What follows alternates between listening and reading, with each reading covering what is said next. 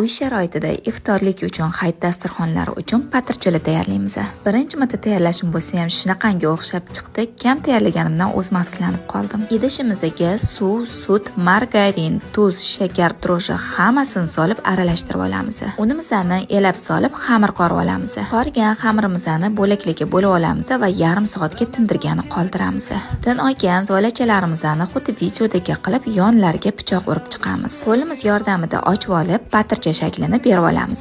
O'rtasiga chakich urib olamiz va ozginadan sedani sepib chiqamiz. Patirchalarimizni 180 gradusda qizigan duxovkaga pishgani yuboramiz. Ungacha bekor o'tirmasdan oshxonadagi ishlarimizni qilib olamiz. Hozirda kir bo'lgan, dog' bo'lgan sochiqlarimni hech jam qo'limda ishqalab yuvmayman. Nega desangiz, menda bavi bor. Qaynab turgan suvga bavini solib sochig'imni ivitib qo'ysam bo'ldi. Shu bilan chayib olaman, sochig'im top-toza bo'ladi. Eko mahsulot bo'lgani uchun hattoki bolajonlarning kiyimini ham yuvsangiz bo'ladi. Patirimiz pishguncha sochig'imizni ham yuvib oldik. Voy, bu patirning hidlari butun uyimni tutib ketdi. Shunaqangi mazali chiqdi.